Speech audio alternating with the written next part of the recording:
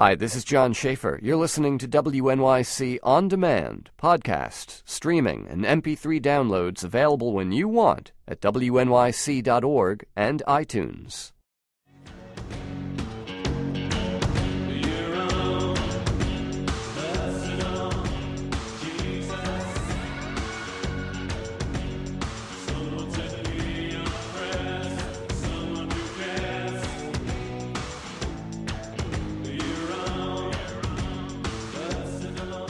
This is Soundcheck. I'm Jacqueline Sincata, sitting in today for John Schaefer.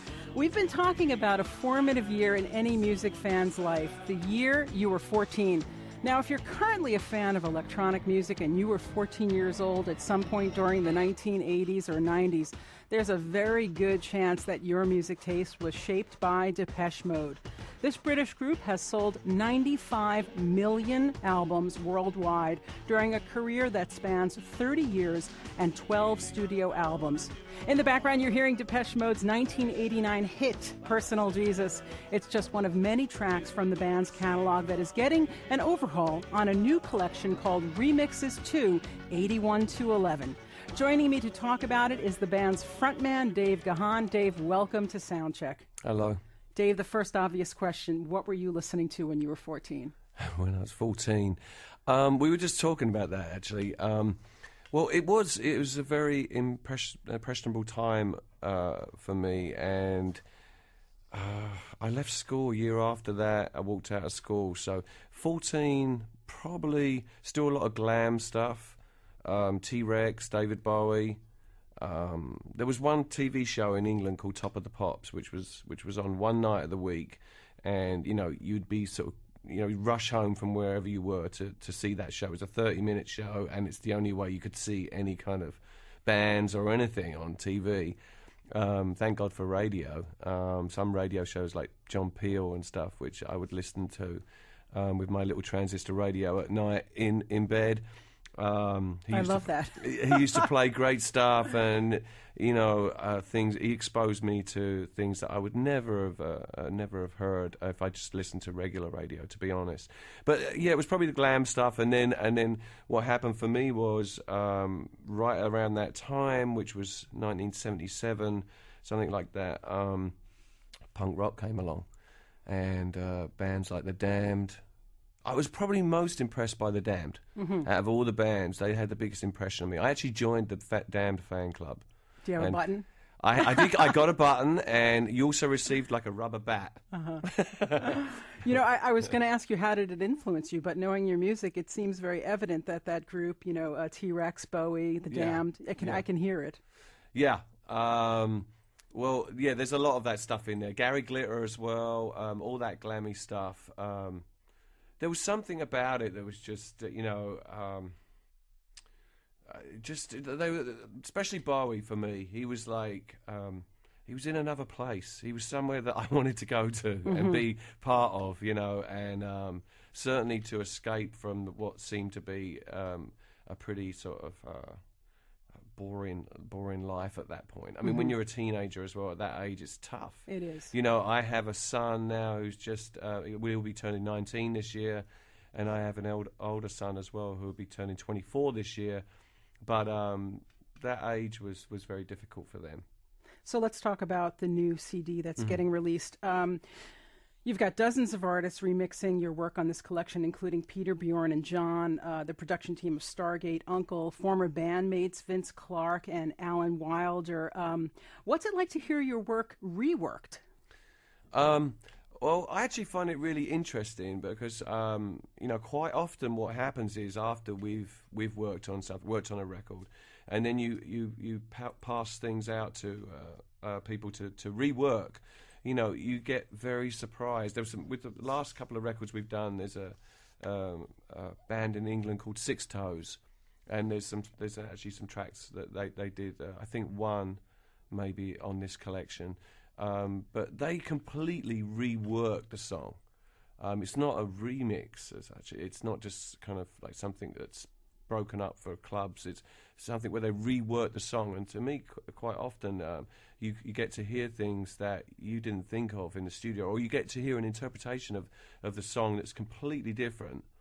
So I find it quite interesting, actually. It kind of really sparks ideas for the next thing you're going to do.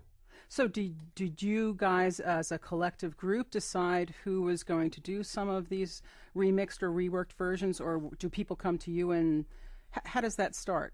Well, I can't claim any kind of credit for that at all, really. Well, Daniel Miller has a big part in it. Daniel from Mute, he's always had a big part in everything that we've done. A big influence on us. Martin really has a lot of ideas of people that he would like to rework things. And there's suggestions made to us. And it's easy to check things out as well. You got like Beatport and stuff like that where you can check things out. Sure. Well, let's actually hear a remix of the song we just heard a moment ago, Personal Jesus. This originally appeared on the 1990 album Violator. It's one of Depeche Mode's best-known songs, and here's a version remixed by the Norwegian songwriting team Stargate from the new collection Remixes 2. Feeling unknown and you're all alone, flesh and bone by the telephone. Lift up the receiver, I'll make you a believer. Take second best, put me to the test. Things on your chest, you need to confess. I will deliver, I'm a forgiver.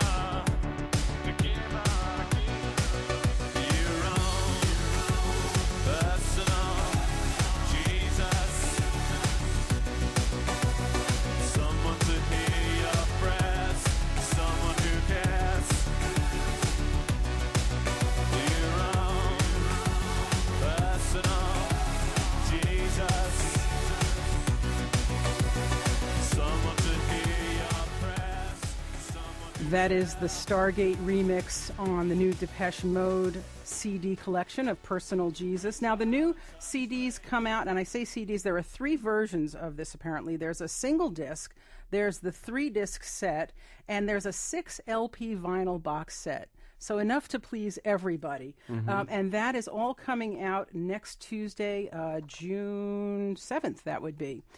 So we're looking forward to that. And I just want to liken back to this particular version of Personal Jesus. On your website, on the Depeche Mode website right now, there's a new video that's been made for Personal Jesus. It's a kind of a rather disturbing enactment of a torture many accused witches underwent of getting dunked in water to force a confession. How did that come about there, Dave? Well, actually, the idea was all Patrick Daughters. He's based here in New York, and he did a video for us for a track from our last album called Wrong. And I just think, I really wanted him we wanted to work with him again, and things didn't work out with the last record for him to work with us again. So he was like the first on my list, really with this. And the idea that he actually came up with was an idea that he actually had for a track from our last album called Peace. And he just used the exact same thing, and it fit perfectly, really, as well. And, the imagery is just, you take really what you want from it, but I just find that his imagery is so strong. And well, visually, music is always an interesting thing because it can bring up so many different visuals for every different person who listens to it. I think the interesting point about that video is at the end, this woman kind of is resurrected. Yeah, and everybody in a else, like fashion, right? And all the people that are sort of, accusing her and condemning her are the ones that begin to sort of melt and get disfigured, and and it's just that thing, really, that what's beautiful, what isn't, what's right, what's wrong, and the song itself kind of is really still stands up today. I think lyrically, it's something that we're all still searching for, some kind of reason for us to be here. I want to give our listeners a chance to hear some more from the new CD that's coming out, and I thought it was really interesting that Vince Clarke, who later was one of the original members of Depeche Mode, later a member of Yaz with Alison Moyet and Erasure with Andy Bell, he's there, and also Alan Wilder has done a song. How was it working with your old bandmates? This is the first time that you've collaborated again. Yeah, right? that's right. Well, Vince's version of Behind the Wheel, I thought was actually particularly good as far as all the remixes went. I really liked what he did to it, and like what we were talking about earlier, I think he really brought out some things in the song, some melodies and some new ideas that maybe weren't there in the first place, you know. But I just thought it was very interesting. And Alan, really kind of did his sort of recoil treatment as well on the track that he worked on. And just brought a lot of his kind of like filmic qualities to the song, which is something that Alan did when he was in the band. You know, so it's not like that we talk every day or anything like that. It was just a suggestion was made for them to do things, and they both jumped at the idea. That's great. Let's hear a little bit of Behind the Wheel. This is the Vince Clarke remix edit from the new Depeche Mode CD. This is Soundcheck. My little girl, drive anywhere, do what you want. I don't care tonight. I'm in the hands of fate. I have myself over on a plate now.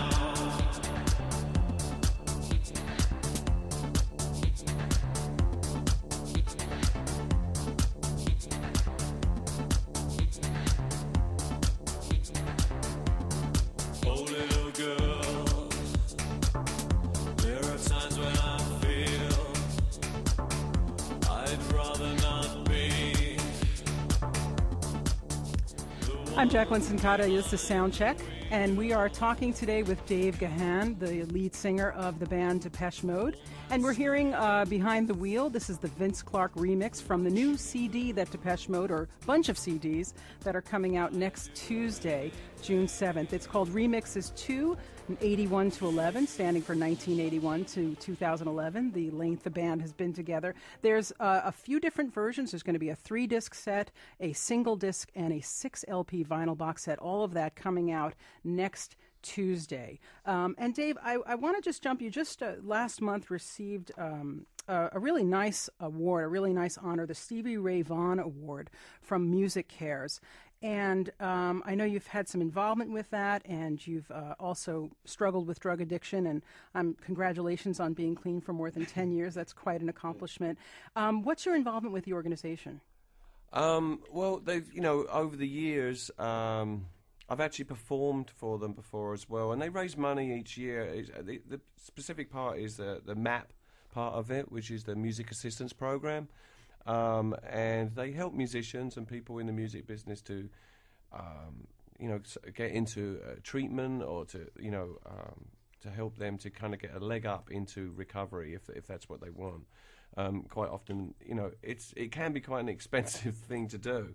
If you to get into a treatment place, sometimes they won't accept insurance, and so it kind of helps out in that. And I know a lot of people that have gone through it, but I've performed there before, and I performed a few weeks ago, and they raised a lot of money to help a lot of people to get help if they want it. What's it like for you to come out and talk about this stuff publicly? Is it difficult for you? I know there was a suicide attempt at one point. Is it difficult for you, or does that somehow reinforce your decision to straighten out?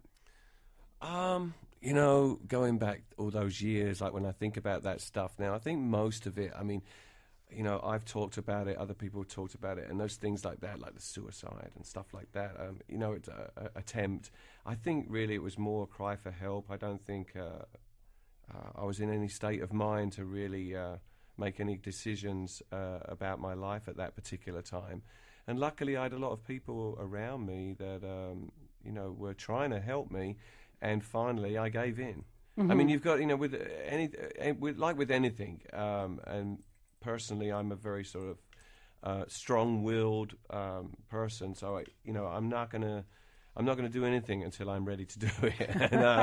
And, and that went for getting into recovery as well. I had to really finally give up my idea of the way I wanted to lead my life because it wasn't working anymore.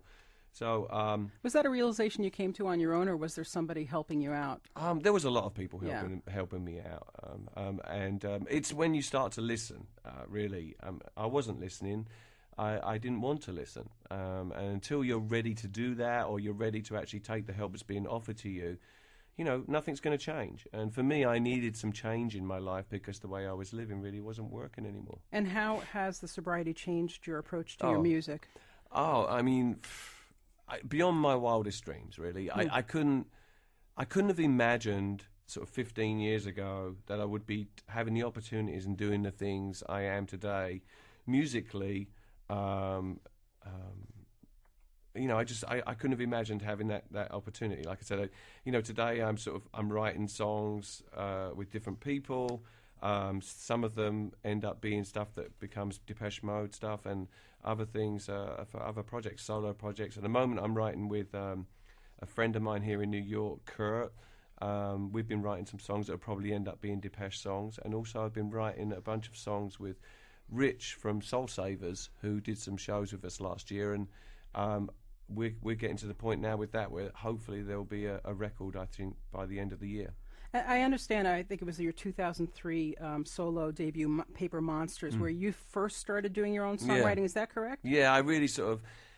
that's the first time I sort of really came out of the closet with, I'd been wanting to write for many, many years and had been, but was kind of like in the shadow of Martin always, and felt, didn't really feel kind of like I had the opportunity to get my ideas out there. And, it was not because Martin wasn't allowing that. It was just that I was probably too intimidated by the fact he had written all these great songs, and here I was with my couple of songs coming along. So it took a lot of kind of courage to come out of the closet with that, really. It was lucky I came across somebody here in New York, Knox Chandler, who I happened to bump into and said, I got some ideas, and he said, come over to my studio, and what came out of that was Paper Monsters. And now you'll be working on your third CD, so certainly that's going well with you, and you're still now writing songs for Depeche Mode as well. Yeah, a bit of both, like something that I think will be a Soul Savers thing, and something that will end up being future Depeche stuff. Well, I want to thank you so much, Dave Gahan, lead singer for Depeche Mode, for coming down and talking with us on Soundcheck today. I want to also just say that you look fantastic, and I know that you were featured in the New York Times in that photo spread in March, the godfathers of glam who can still rock a skinny suit. And I attest to the fact that I agree. Dave, thank you so much for coming down to Soundcheck. I'm Jacqueline Sincata. I've been in for John Schaefer today, and we are listening to another clip from the new CD. This is In Chains. It's the Tiger Skins No Sleep remix.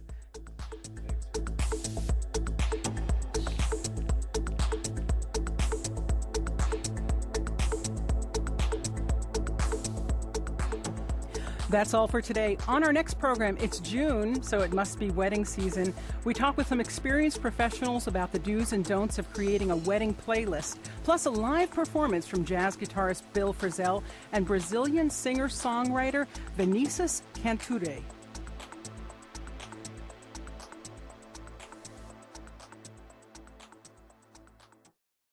Thanks for listening to WNYC On Demand. Please check out our other programs at WNYC.org or on iTunes. This free service is made possible by our listeners. Become a member of WNYC today.